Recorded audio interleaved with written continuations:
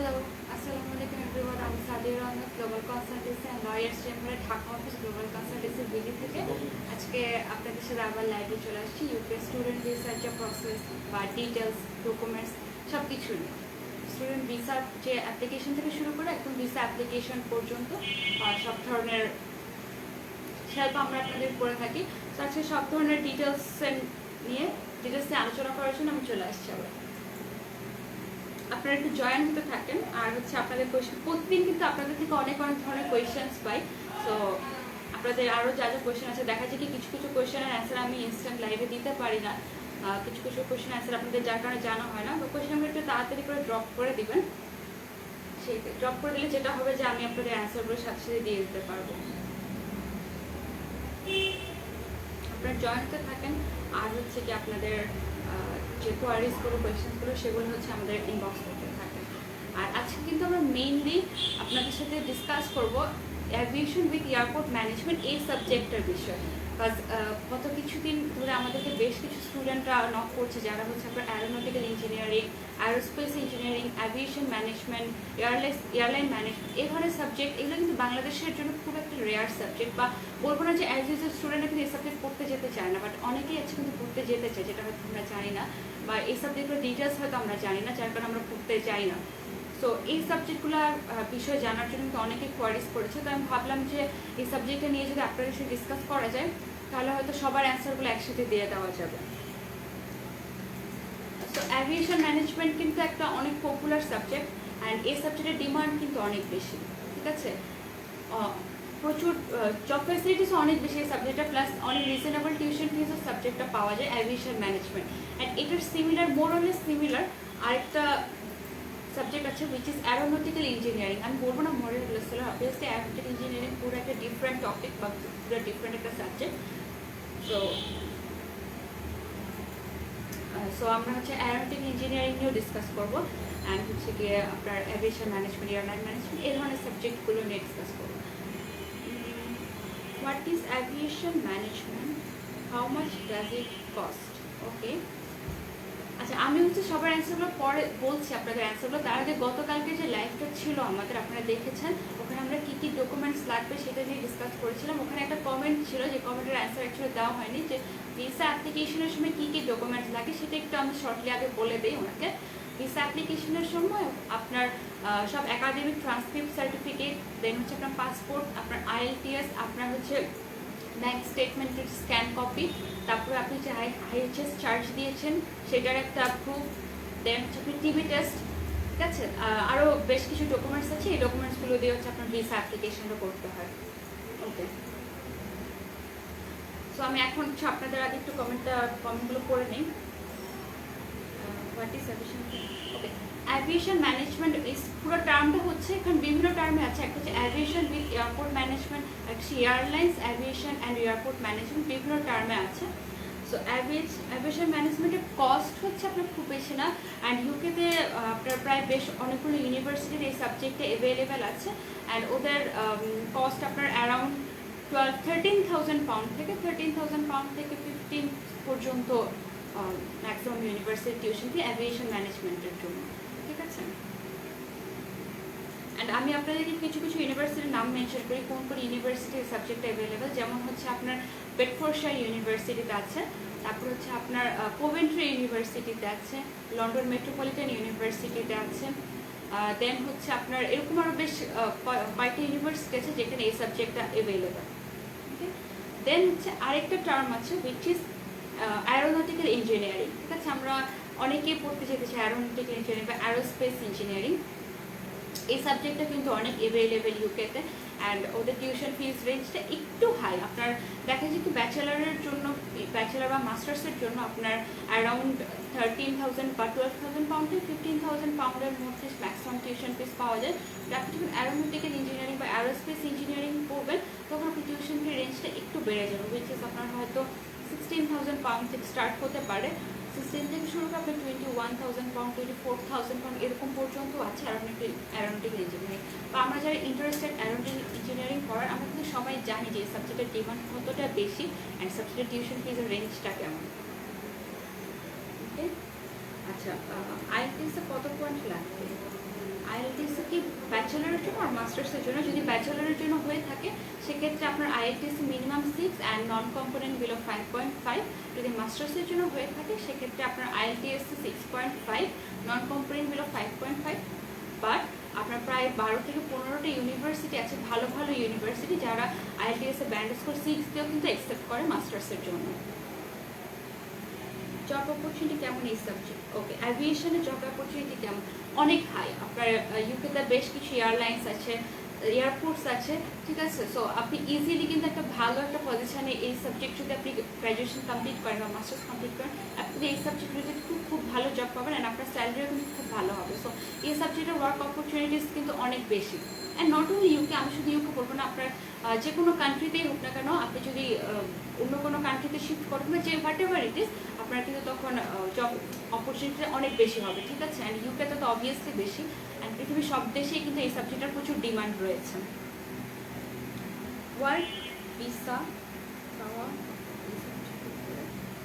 Work visa পাওয়া বলতে আপনি কি বাংলাদেশ থেকে ওয়ার্ক ভিসা চাচ্ছেন? যদি সেটা চেয়ে থাকেন সেক্ষেত্রে হচ্ছে আপনার এখন ইউকে তো ওয়ার্ক ভিসা খুব একটা অ্যাভেলেবেল না, ঠিক আছে। আর যদি পরবর্তীতে আপনি জব অপরচুনিটিসের বিষয়ে জানতে চান, সেটা আমি একটু আগে বললাম যে আপনার এই সাবজেক্টে কিন্তু জব অপরচুনিটিস অনেক বেশি, ঠিক আছে। পুরো ওয়ার্ল্ড ওয়াইড কিন্তু এই সাবজেক্টে জব অপরচুনিটিসটা অনেক বেশি অ্যান্ড হাই স্যালারি জব পাওয়া যায়।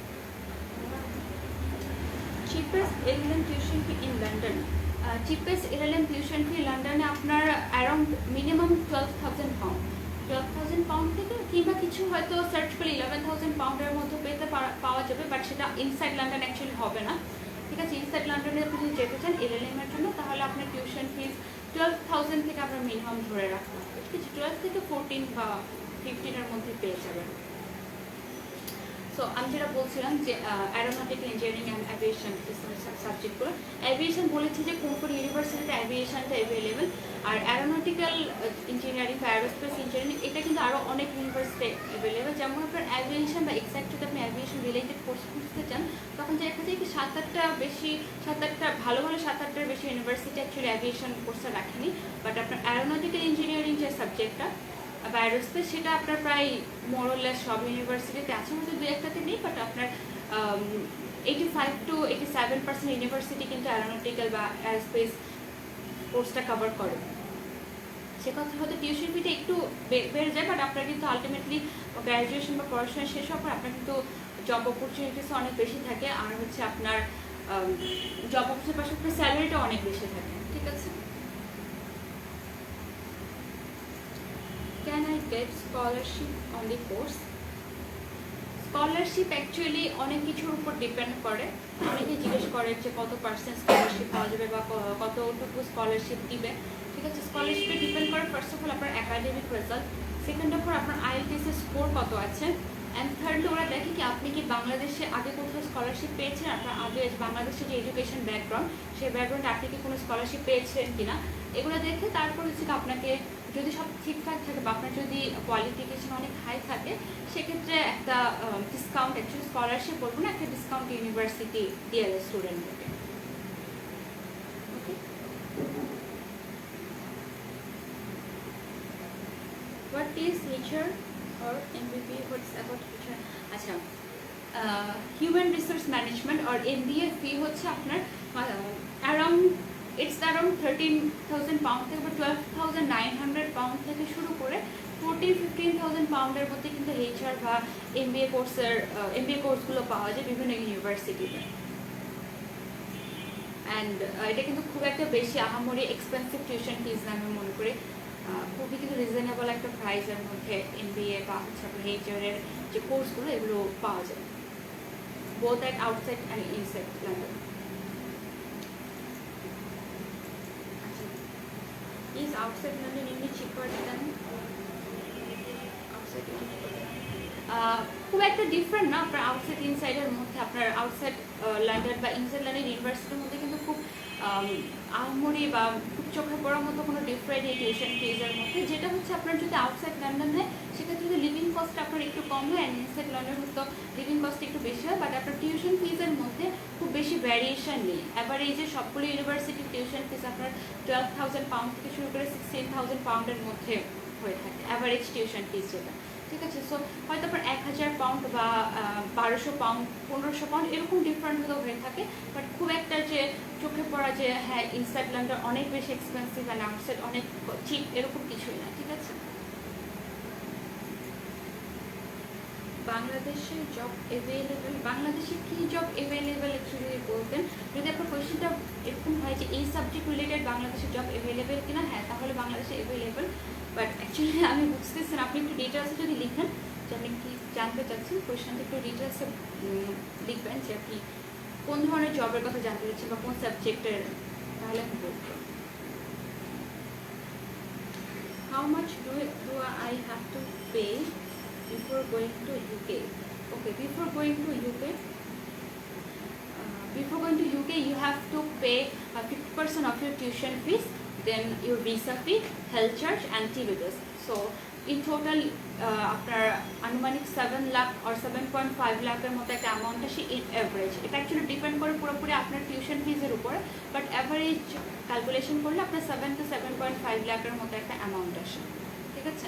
আর যদি আপনি চান ফুল টিউশন ফিস দিয়ে যেতে সেক্ষেত্রে আপনার অ্যামাউন্টটা হয়তো একটু বেড়ে যাবে, বাট সেটাও পসিবল। অনেকে চায় যে আমি ওখানে গিয়ে টিউশন ফিস না দিয়ে আমি প্রথম 1 বছর টিউশন ফিস পুরোটা দিয়ে যাব, তো সেটাও পসিবল, ঠিক আছে। আপনি 1 বছর পুরো টিউশন ফিস দিয়ে গেলেন, দেন হচ্ছে আপনার ওখানে গিয়ে আর 1 বছর কোনো হেডেক নিতে হচ্ছে না অ্যাকচুয়ালি।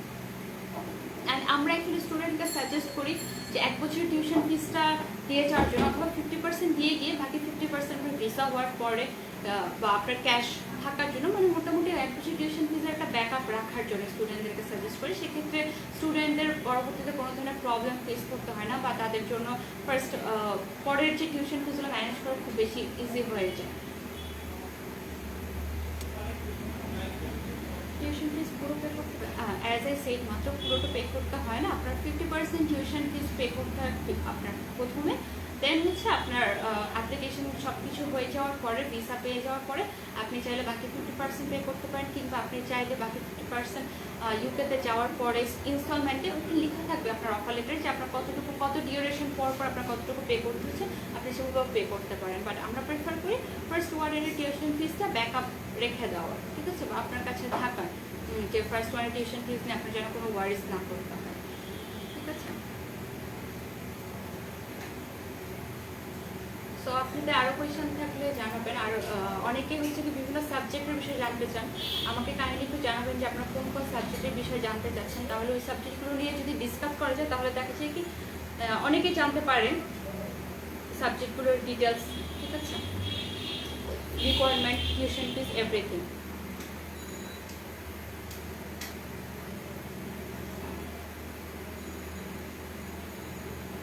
অ্যান্ড হচ্ছে আমি যেটা সবসময় বলি আপনাদেরকে যে প্লিজ কাইন্ডলি কমেন্ট সেকশনে আপনাদের নাম্বারটা দিয়ে যাবেন না, ফোন নাম্বারটা ড্রপ করে যাবেন না, সেক্ষেত্রে কিন্তু প্রবলেম ফেস করতে হয়। আপনারা কাইন্ডলি আপনার phone number and education qualification আমাদেরকে ইনবক্সে দিবেন, কমেন্ট সেকশনে কোনো ধরনের আপনার ফোন নাম্বার দেওয়ার প্রয়োজন নেই, ঠিক আছে। ওকে, সো আমাদের আজকের মতো এতটুকুই। আর আমি একটু আপনাদেরকে বলে রাখি আমাদের অফিসের অ্যাড্রেসটা, আমাদের ডিটেলস। আমরা কিন্তু একটা মেইনলি ইউকে রেজিস্টার্ড কোম্পানি, আমাদের মেইন অফিস হচ্ছে লন্ডনে, অ্যান্ড আমাদের ঢাকা অফিসের নাম হচ্ছে গ্লোবাল কনসালটেন্সি বিডি, অ্যান্ড হচ্ছে আমাদের ঢাকা অফিস মীর হাজিরবাগ যাত্রাবাড়ি। আপনারা চাইলে যে কোনো সময় আমাদের অফিসে আসতে পারেন, আপনার উইকলি হলিডে ছাড়া সকাল 11টা থেকে সন্ধ্যা 7টার মধ্যে যে কোনো সময় আমাদের অফিসে আসতে পারেন, আমাদের সাথে ভিজিট করতে পারেন, ঠিক আছে। সো আর কোনো কোয়েশ্চেন থাকলে আপনার কমেন্টে জানিয়ে রাখবেন, পরবর্তীতে আপনারা রিপ্লাই পেয়ে যাবেন, কিংবা আমাদের ইনবক্সও করতে পারেন অথবা আমাদের নাম্বারে কল করতে পারেন। আর আমাদের একটা গ্রুপ আছে, আমাদের গ্রুপে যদি আপনারা জয়েন করেন, গ্রুপের নাম হচ্ছে student immigration and lifestyle. So আপনি যদি আমাদের গ্রুপে জয়েন করেন সেক্ষেত্রে আপনাদের গ্রুপে পোস্টে বা কমেন্টের মাধ্যমে আপনাদের কোয়ারিজ, কোয়েশ্চেন্স বা আপনাদের এক্সপিরিয়েন্স সব কিছু শেয়ার করতে পারেন, ঠিক আছে। সো আজকের মতো আল্লাহ হাফেজ, আসসালামু আলাইকুম।